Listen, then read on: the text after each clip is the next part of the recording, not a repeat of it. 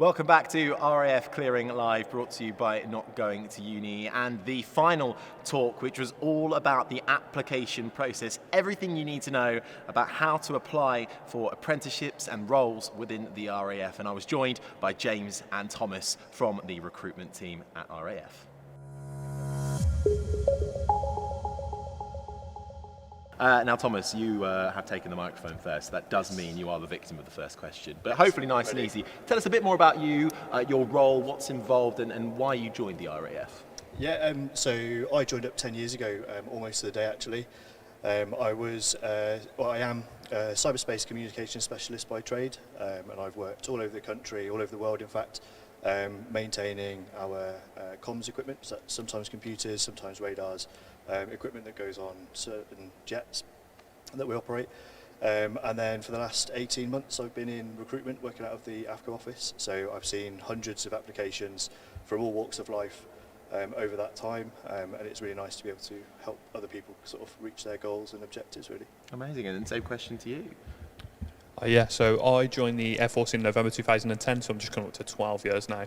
The first 9 years of my career, 9 years was as an intelligence analyst, specialising in imagery intelligence, and I've just spent the last 3 years as a recruiter based in Birmingham, AFCO, where I'm currently the office manager, so do all of the recruitment for that. Amazing. So, well, pretty big opening question, the application process. What's the first thing somebody should do? They're sitting at home right now, they've got their A-level results, maybe they've gone well, maybe they haven't, or maybe they're younger and just trying to figure out what opportunities are available to them. They found the right apprenticeship or the right scheme for them. What's the next steps?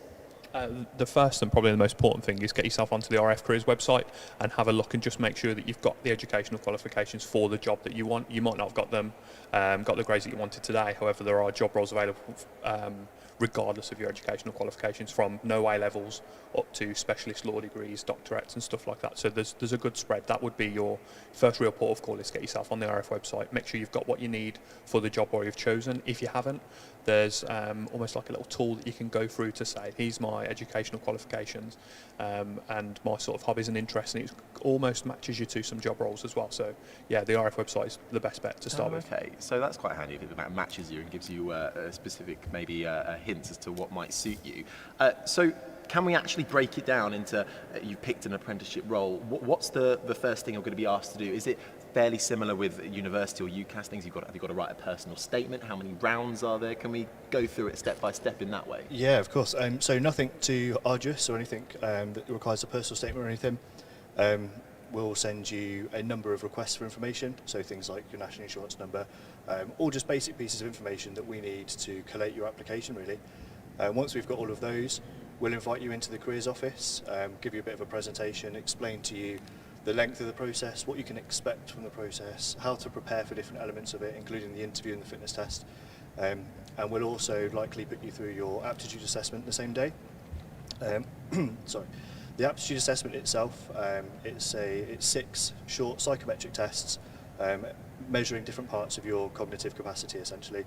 Some are verbal reasoning, there's numerical reasoning. A couple of them are geared more towards technical trades, so if you're interested in any of the engineering branches that we have apprenticeships for, there's electrical and mechanical comprehension tests too.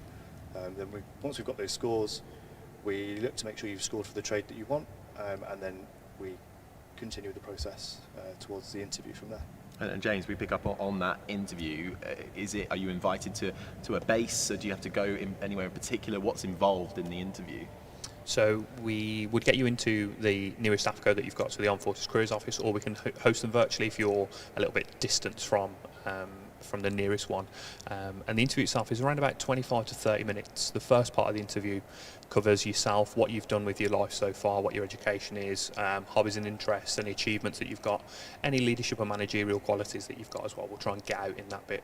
The second part is where you can really use the RAF website to go and revise on the job role that you've chosen, what you'll do through training, what you'll do through your job role through the Air Force, what potential other career prospects there are for you as you go through that process, and really a little bit about what the Air Force is, where it is in the UK, what it does overseas.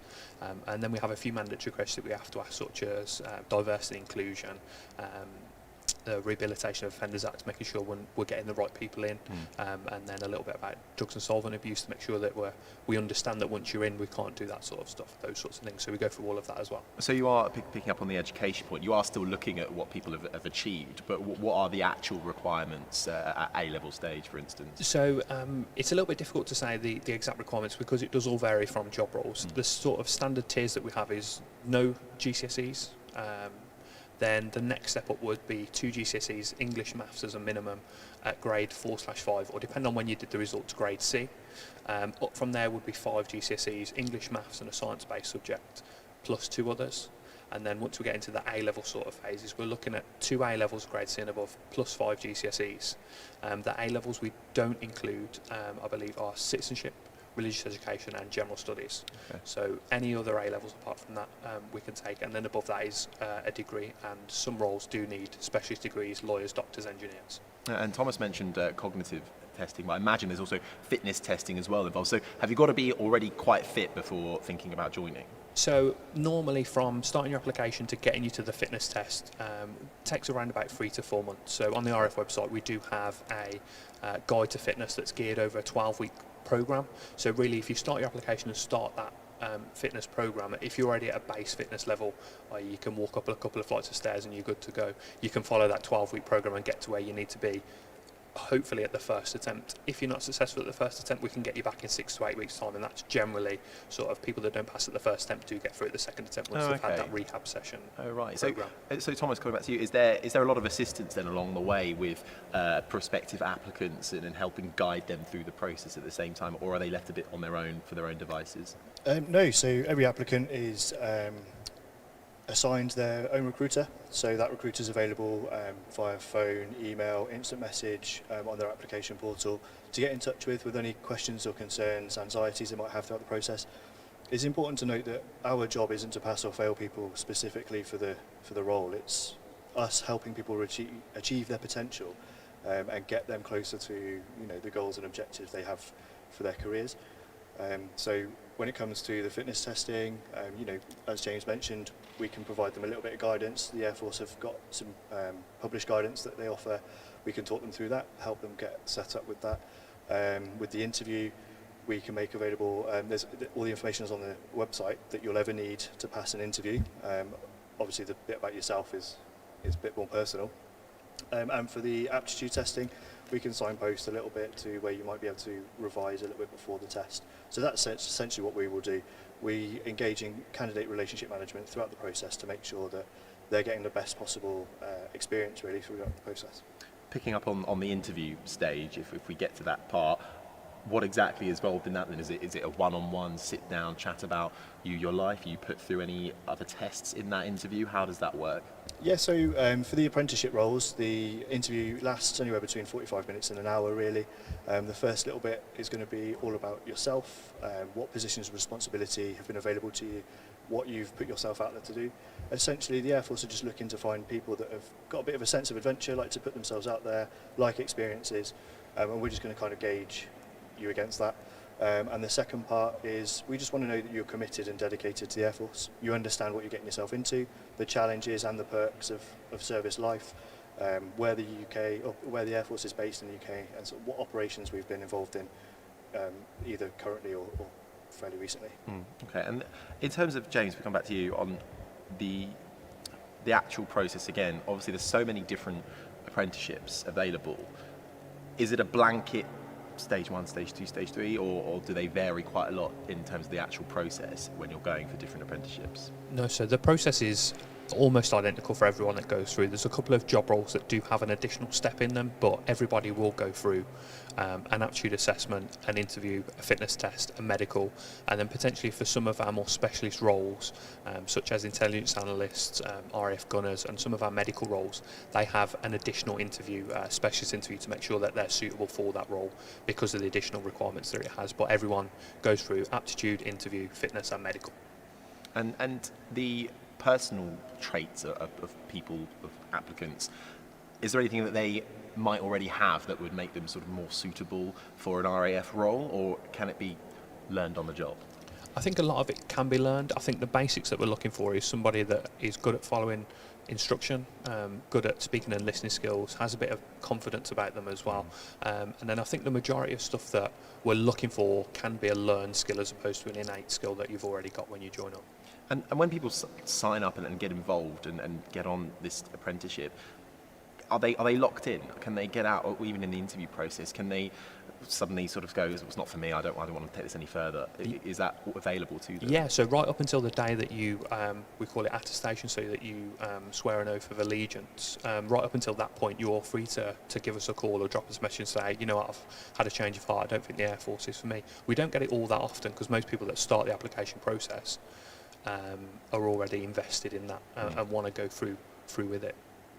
So are there, and we've mentioned some of the stages, are there actually a set number of stages? Is it stage 1, aptitude, stage 2, fitness? How does that work? Does it work like that? Yeah, so it does work in that flow. You can't do the interview unless you've done the aptitude, Okay. and you can't then do the medical until you've done the interview, and we can't let you do the fitness test until you've been found medically fit. So it is So could you describe it, just go through that so stage? you would submit your application, we would then invite you for an aptitude assessment, then your interview, then a medical, then the fitness test, specialist interview if it's required, and then you would go off to basic training. Okay. And so what the specialist interview, if required, what does that entail, and why would you be selected for that? It all very much depends on the role that you've chosen. So some roles do require it, some don't. So like I mentioned, the intelligence analysts require it because it's a test of analytical ability. To understand, it's a comprehension test where we give you a set of information, you go away and analyse it and write a written report for it. Another one that we do is for our physical training instructors, they do a specialist interview here at Cosford, where they'll look at their fitness standards, their fitness skills, so they have to demonstrate a range of abilities, kicking a football, throwing a rugby ball, tennis serve and stuff like that. Because they're going to be teaching and instructing fitness sessions, they need to be able to show that they've got those qualities. Some of the others, the RAF Regiment Gunner is a lot of fitness-based activity as well, and understanding what that role entails to give people a better understanding before they get to phase 2 training. So it's almost like a taster session for them as well at that specialist interview as well. Oh, brilliant. Okay. And if we come back to you, Thomas, on this, we, throughout our panel talks, for all the positives that there are about joining the RAF, being upfront and honest, it is challenging, it is difficult, and some of the factors that might go against you as well. That, for instance, I've got dyscalculia, which is dyslexia with numbers essentially, and there's lots of people that have dyslexia or dyspraxia and things like that. Is that something they're able to go through the process with, or is it simply, I'm afraid, that it's not going to work? Yeah, so if it's a strict medical condition, it's always a case-by-case basis. They will always be looked at in depth by medical professionals. The RAF have a dedicated team of doctors, senior doctors, who will look at every single case and on its own individual merits. To pick up on what you said about dyscalculia and things, there's many people in the Air Force with neurodiversity traits, and that's not something that we discriminate against. We're very inclusive as an employer, so that wouldn't hinder you against the process at all. Oh, brilliant. Well, I better get that application in then. What are the things when you're going around and then you are being asked, you're recruiting, I imagine you meet a diverse range of people. What are they often asking you? What is the thing that you're maybe most surprised about, that they have maybe a misconception about the RAF? Because in every panel so far, it's all about myth busting at the moment, and the recruitment process, I imagine if you're getting that far, it then becomes very real, it becomes very scary, and I imagine a lot of fears come out amongst applicants at this stage. Yeah, I think something that always gets a little bit of a gasp when we give it in the presentation is we mention the contract length to which people are signing up to. We've mentioned, as James said, up into attestation, you're not obligated to take your slot on training, and once you do a test, you're signing up to 12 years essentially. But what that does mean is you've got a bit of job security for that amount of time. All the benefits that have been talked about today, they all apply for the duration. But if that really is putting people off, then there's an appreciation that actually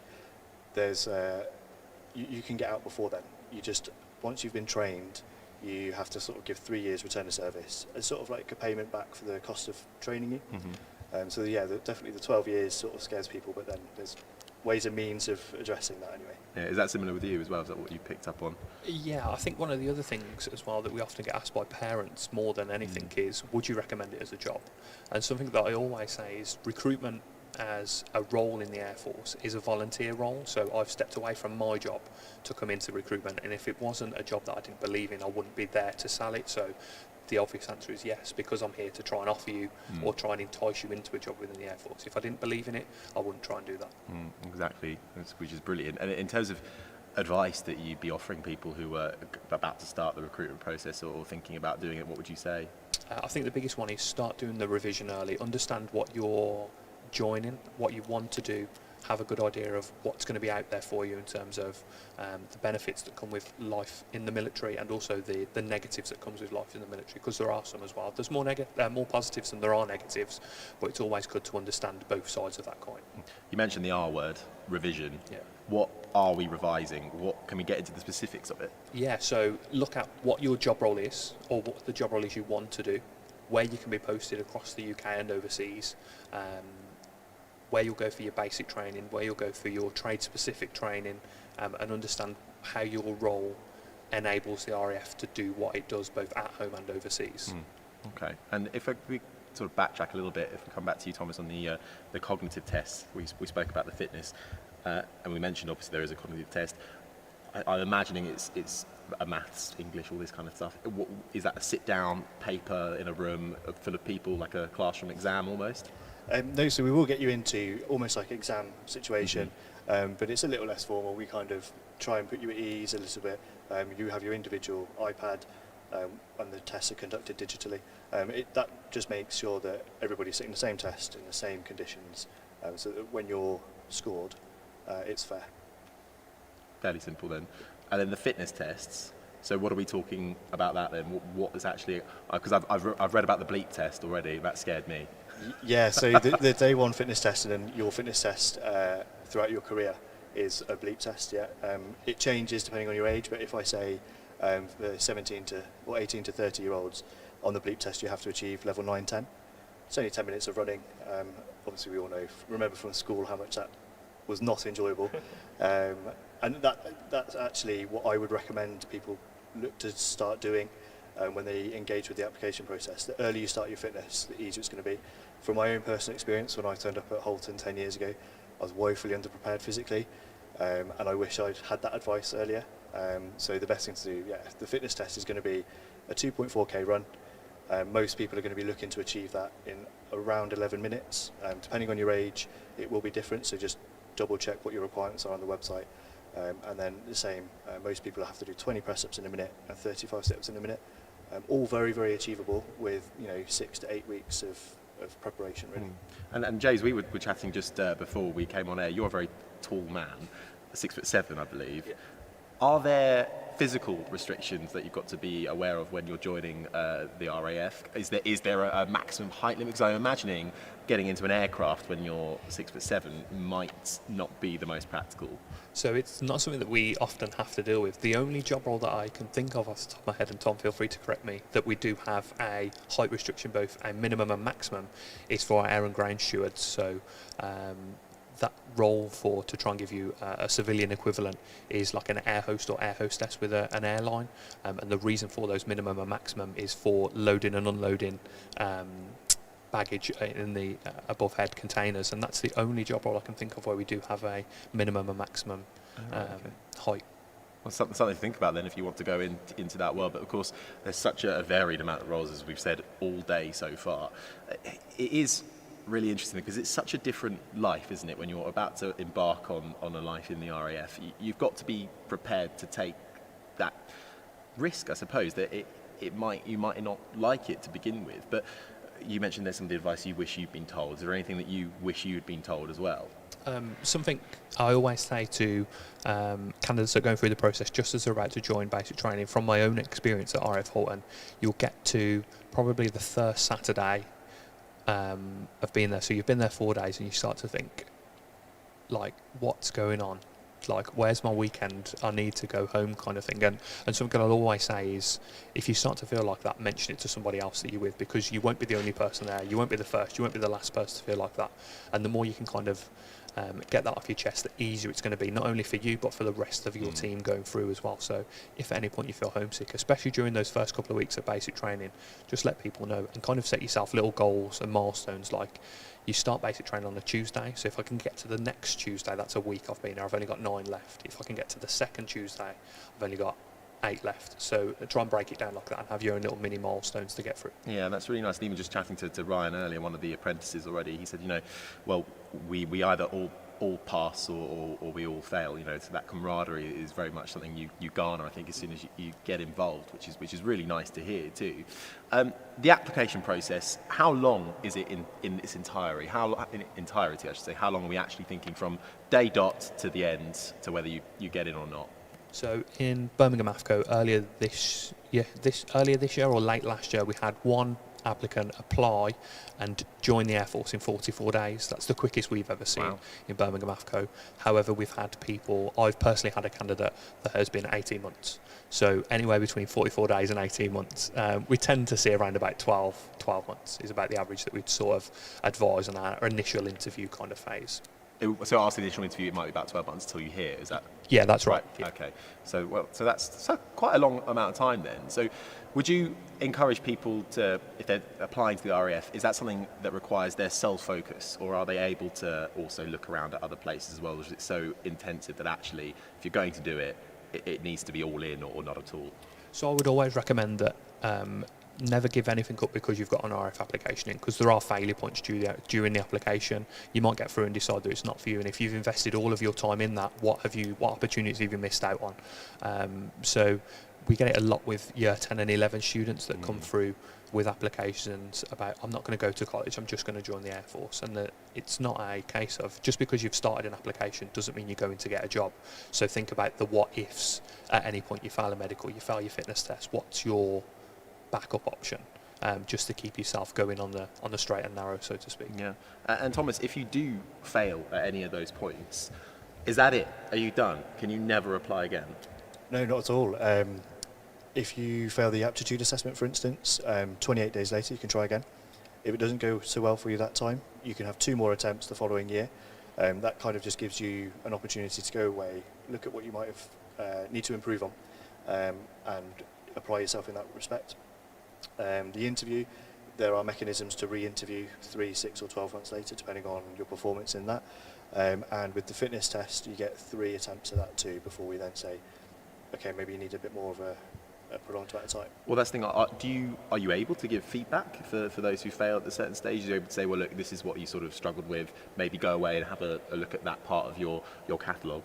Yeah, for sure. So the aptitude assessment, as an example, we have a one-to-one with every single candidate immediately afterwards, and we say, these are the areas you can improve on, these are the areas that you need for your chosen role.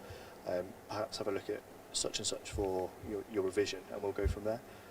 With the fitness test, perhaps we can signpost a little bit more to what you need to do to improve, whether it was press-ups that you didn't make it or sit-ups or the run. We can kind of give you a little bit of advice on where you should look to improve there. Even during the actual process, maybe this is a bit of a bad question, but are you able, if someone's really struggling, do you give any kind of assistance during, or is it you've got to do it on your own, we can't interfere whatsoever? So we have to be a little bit careful because we have to make sure that it's parity of treatment across every candidate. But I like to think our office, especially in Birmingham, we're very good with our candidates in offering them the opportunities that they need to get where they want to go, really. We are fair. Anything we offer to one candidate, we will offer to all candidates. But it's very much, the process is a test of your commitment and dedication too. So we need you to be a little bit more involved and show a little bit of initiative, perhaps if things aren't going your way, to demonstrate your other qualities, which we might be able to work with as well. And if people have more questions or want to know a bit more, how is the best way to can they contact yourselves? Are you contactable for prospective applicants? Yeah, so we have an office in Birmingham. Most cities in the UK have an office manned by RAF recruiters, and on the website as well there's a chat function where you can get in touch with the careers advice line. If they can't answer your question, they will signpost you to the AFCO, whether that's their phone number or our email address, to get in touch. Brilliant. And so when you both obviously went through the application process, how did you find it? My experience was actually much like the exception. 3 months for me. It was really easy. Oh, but really? that was 10 years ago now. Yeah. I think they were desperate for my trade. They do more press-ups now. Yeah, that's it, yeah. And what about yourself? Sorry. For me, the main difference was everything was paper. And I know it sounds funny, 12 years ago, everything being on paper, but all of my application forms did on paper, submitted. Everything, like I say, was on paper. I was around about 5.5 to 6 months, I think, for my application. Okay. It moved fairly quick. So yeah, it was a relatively simple process. Much hasn't changed. The steps are still the same. Aptitude, interview, fitness, medical fitness, specialist interview for myself because of my job role, and then off to basic training. So yeah, not much has changed in the step-by-step process. Just everything's a lot smoother now that it's done digitally. Was there anything you particularly struggled with? You've put me on the spot now. I don't think so. Hand the mic back. Yeah, no, I don't think so. So the interview used to have to be done with an officer. Right. So it's a very formal interview with the highest ranking officer in the recruiting office. Now it's a corporal who does it. So you get a vibe for your recruiter anyway because you've already been interacting with them. When I went through, it was very much brace up and prepare yourself kind of thing. So yeah, that was the worst part for me. In that interview, they're asking you questions about your personal life, I'm sure, and trying to gauge who you are as a person. What are they asking? What do they want to know? So we want to know that you'll put yourself out there, that you like opportunities, you've looked for responsibility before. We want to know that you've got as much to offer the Air Force as the Air Force has got to offer you, really. Amazing. And so, for anybody at home watching, thinking, right, okay, you've convinced me, I want to do it. How would you describe life in the RAF to them? We'll let you do it first. I'll come back to you then. Yeah. I think the important thing to think about is it is a lifestyle change. It's not just a job. You do have to absorb quite a lot of what the Air Force offers. Working weekends, going on parades, all of that sort of stuff does kind of, it doesn't take over, but it does become part of your life. It's not just a job. And I think that's the biggest thing that you can probably say, that's the biggest change that most people have to make, is that people that have worked in retail, you kind of clock off at 5:30 and that's your job done. I finish at 5 o'clock, but my job isn't really done because sometimes there might be events like this where we come and do stuff like this, or we have other recruitment fairs that go on at a virtual done at 7:30, 8:30 at night, so we've kind of got that extra little bit of commitment, and it's the commitment really that most people don't notice. So if you're hoping for or wanting a 9 to 5, Monday to Friday, this isn't really what's going to happen. Yeah, so there are quite a few Monday to Friday 9 to 5 jobs out there, but equally there's just as many shift patterns, 4 on 4 off, 7 on 7 off. So yeah, don't join up hoping for a 9 to 5. Thomas? I've been really fortunate. I've had a few detachments and been able to travel quite a lot, but for me the overwhelming, it's all positive. I've learnt to skydive, I've learnt to ski, I've been paid to do all that. Very little contribution from me, and it's improved me as an individual, both personally and professionally, and that's not really something you can put a price on, I don't think. I wouldn't have got that opportunity or experience anywhere else. Well, I mean, it sounds amazing. It's the opportunities it opens it up to, but it's not for the faint-hearted. It is challenging, it is difficult, but as you say, it can certainly lead to some amazing life moments as well. For more information, head online and search RAF Careers, or you can go to our website, notgoingtouni.co.uk. I've been Harry Benjamin. I'll see you next time. Bye-bye.